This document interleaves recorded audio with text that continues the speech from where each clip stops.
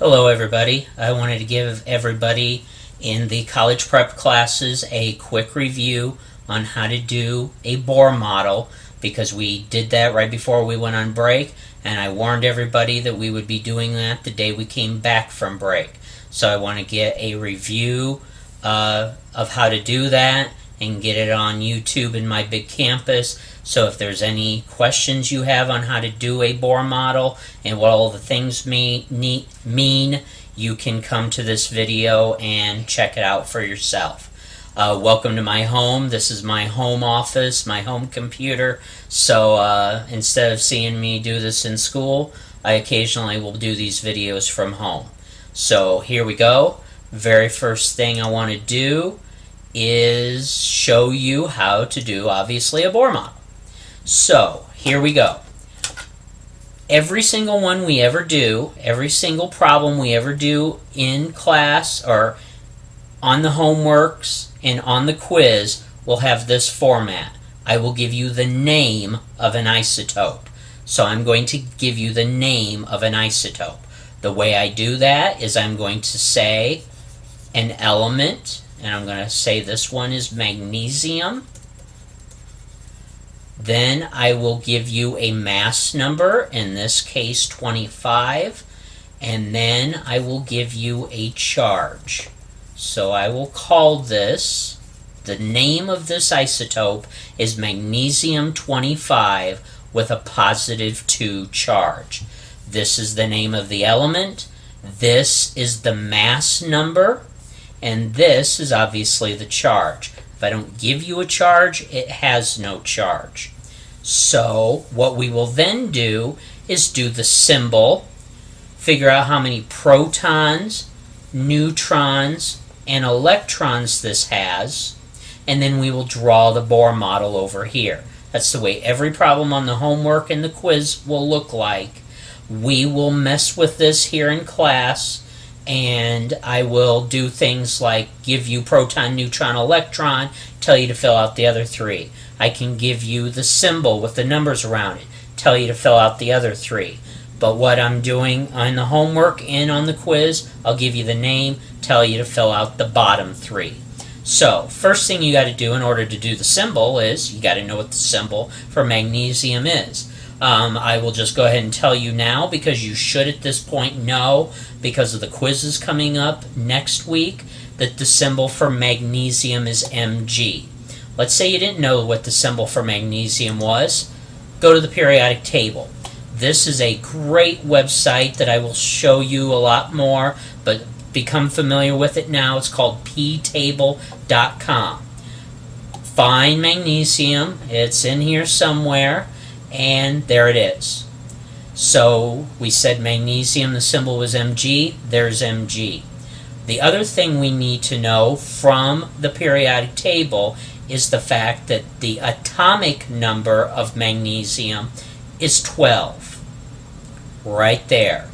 That is the atomic number. Just like they tell you here, the top number here on any periodic table might be top left, top right occasionally, top in the middle, but usually at the top they tell you the atomic number.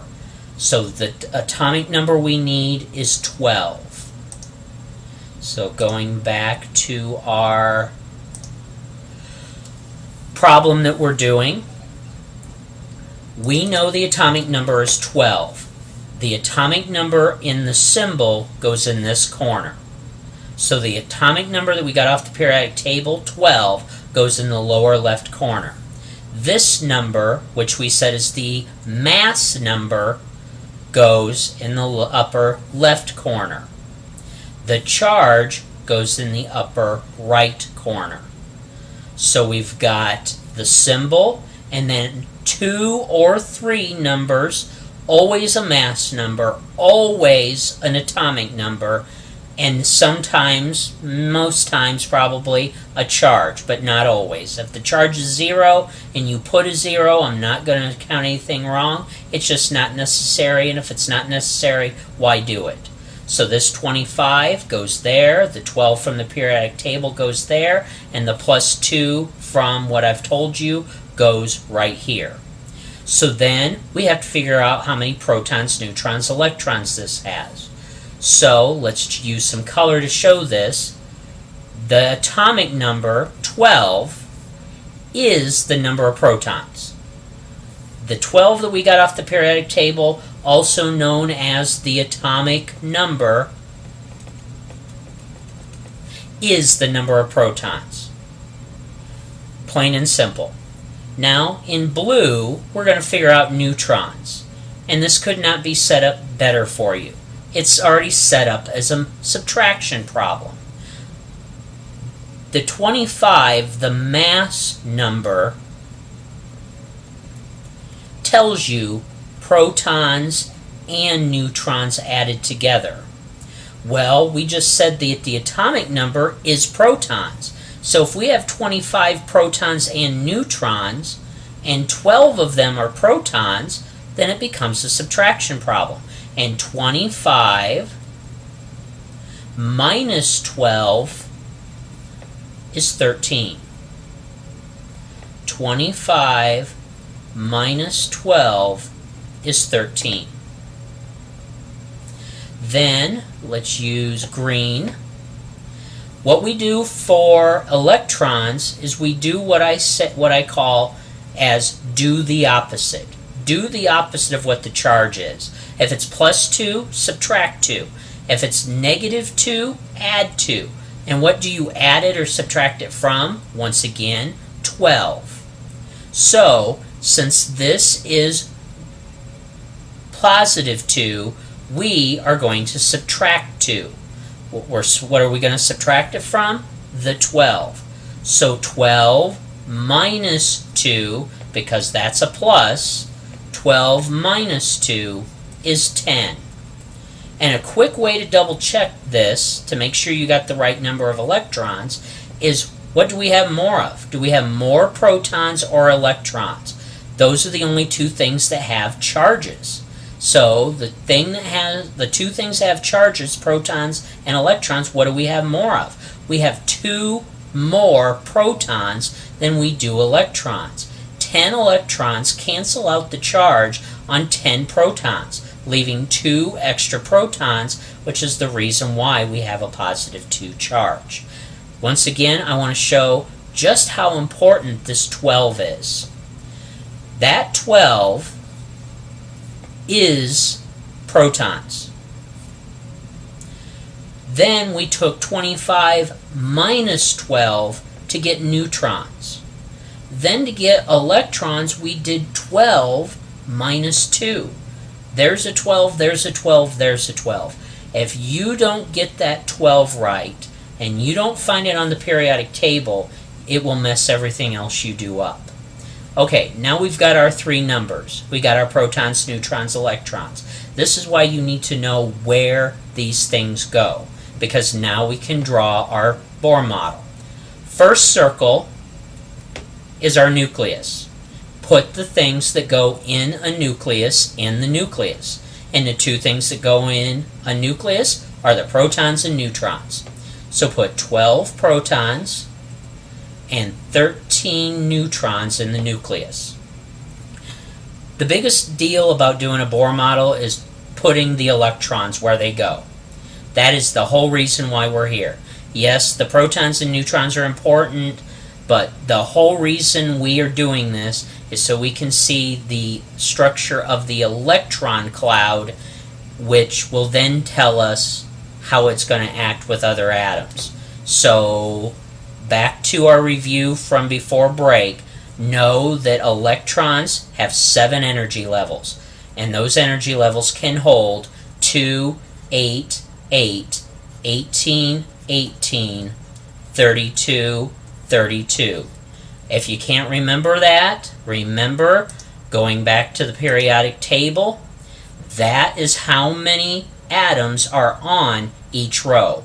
Row 1 has 2. Row 2 has 8. Row 3 has 8. Row 4 has 18. Row 5 has 18. Row 6 has 32. and row 7 has 32. So 2,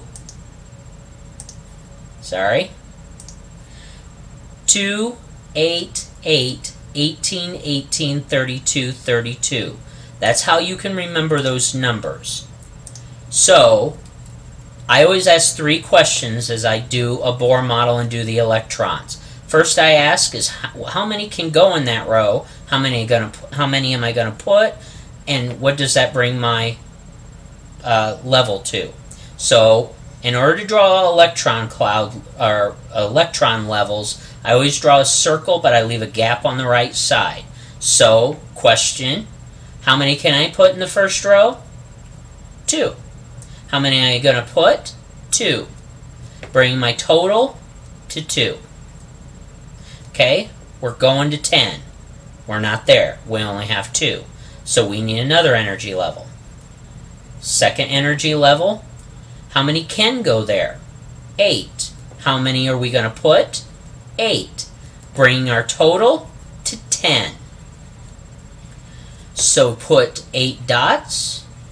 I do not need you to do all the dots on homeworks and quizzes, but just to show you why we're doing it, we now have 12 protons, 13 neutrons, 10 electrons, but the electrons are in energy levels of 2 and 8.